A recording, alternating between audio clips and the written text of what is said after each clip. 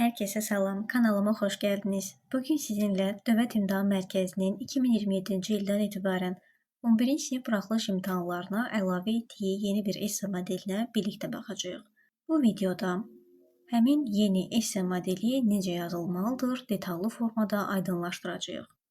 İzaha keçmədən öncə qeyd etmək istəyirəm ki, yeni tədris ili qruplarımıza qeydiyyat davam edir.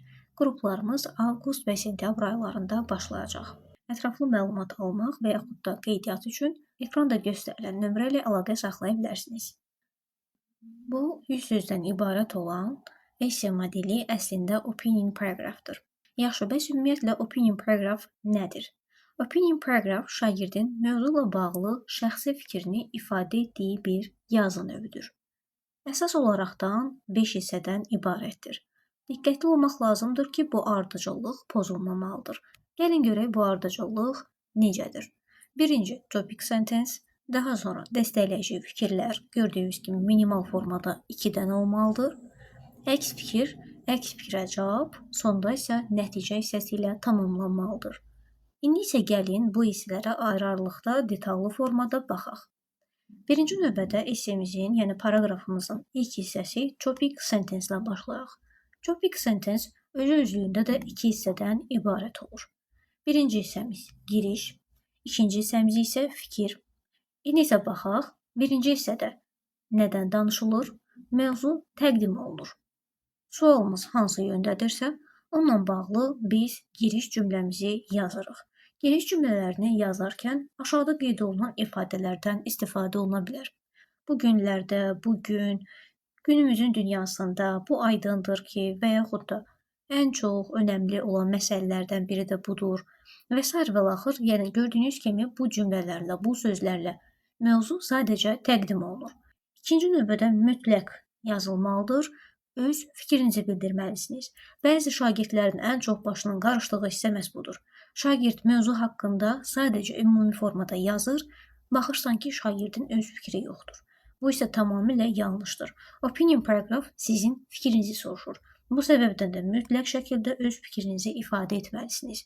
Öz fikirlərinizi ifadə etmək üçün aşağıda qeyd olunan ifadələrdən istifadə edə bilərsiniz. Mən düşünürəm ki, mənim fikrimcə, mən inanıram ki, topic sentence ilə bağlı nümunələr ekranda verilib, videonu dayandıraraqdan detallı formada baxa bilərsiniz. İkinci mərhələmizdə artıq dəstəkləyici fikirlər qeyd olunmalıdır. Deyərdim ki, bu hissə çox önəmli bir hissədir və burada şagird fikrini bildirdikdən sonra niyə sualına cavab yazmalıdır. Cavabı yazarkən müvafiq olaraqdan qeyd olunan keçid ifadələrdən istifadə edə bilər, hətta istifadə etməlidir. Belə desək daha doğru olar, çünki ayrıca bir meyarda bu xüsusi qeyd olunub. Səbəblər nələr ola bilər? Məsələn, faktlar ola bilər, şəxsi müşahidə və yaxud da real nümunə. Bu mövzudan mövzuya təbii ki, dəyişə bilən bir şeydir. Əsas odur ki, nə üçün o fikirdə olduğunuzu detallı formada qeyd eləyəsiniz, dəstəkləyə biləsiniz. Yenə də dəstəkləyici fikirlərlə də bağlı ekranda müxtəlif nümunələr verilib.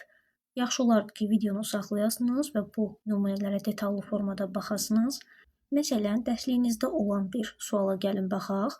Şagirdlər hər gün ev tapşırığı etməlidirlərmi? Birinci dəstəkləyici fikrimizdə bildirilir ki, homework helps students practice what they learn in class. It makes the lessons easier to understand and remember.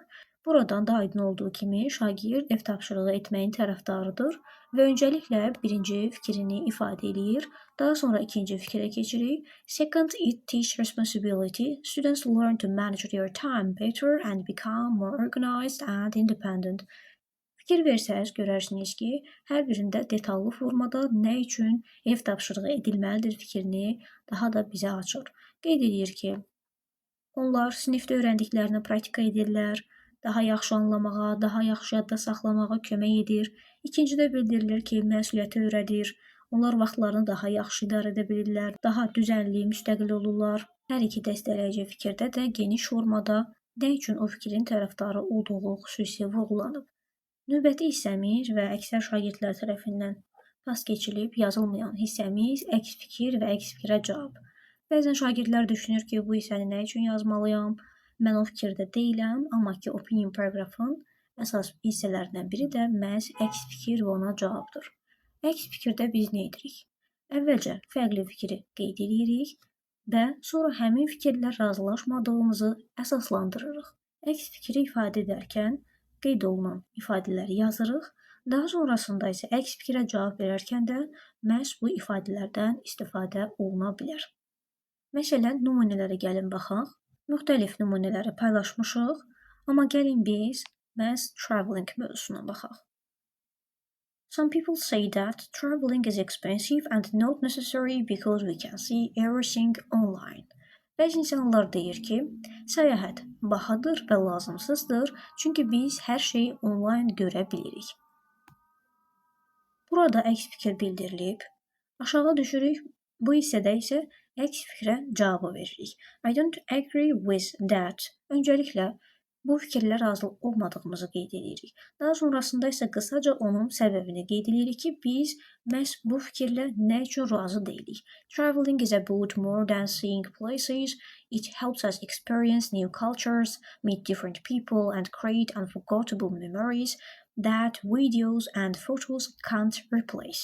Buradan da bildirilir ki, səyahət yerlər görməkdən daha çoxudur və bizə yardım edir yeni mədəniyyətlər təcrübə etməyə, çoxlu müxtəlif insanlarla tanış olmağa, unudulmaz xatirələr yaratmağa və bunlar da təbii ki, videolar, şəkillər əvəz edə bilməz. Fikrimizi yazdıq, onunla razı olmadığımızı qeyd elədik və nə üçün razı olmadığımızı da genişcə açdıq, bildirdik. Beləliklə, növbəti hissəmiz də tamamlandı. Sonluq olaraqdan nəticə hissəmizə gəlirik. Paraqrafın son hissəsidir. Xüsusi qeyd eləmək istəyirəm ki, burada şagird yeni fikir yazmır. Sadəcə paraqraf boyunca izah etdiyi fikirləri qısa şəkildə yekunlaşdırır və öz mövqeyini bir daha da vurğulayır. İstifadə edə biləcəyiniz ifadələr burada qeyd olunub. Müxtəlif mövzularda da nümunə nəticə cümlələr qeyd olunub. Gəlin bu dəfə də qlobal mövzulardan biri olan ətraf mühitlə bağlı baxaq. Deyir ki, nəticədə ətraf mühiti qorumaq bizim gələcəyimiz üçün vacibdir. Hətta bu cümləmizi daha da genişləndirə bilərdik, amma yekun olaraqdan ideal bir nəticə cümləsidir. 5 mərhələnin 5-ini də keçərkən onların özünə məxsus linking words, keçid ifadələrini sizlərlə paylaşdıq. Ekstra olaraqdan bağlayıcılara da diqqət yetirək, çünki bunlardan əlavə təbii ki, bağlayıcılardan da istifadə etmək olar. Məlumat əlavə edən, qarşılaşdırma, ziddiyyət bildirən, səbəb bildirən, nəticə bildirən, eləcə də məqsəd, nümunə, zaman vurğulayan bağlayıcılar, yəni müxtəlif bağlayıcı növləri var ki, çalışın ki, mənanı qorumaq üçün bu bağlayıcılardan istifadə edək. Çünki sadəcə cümlələri yazsaq, bunlar sadəcə bir cümlə yığınıdır.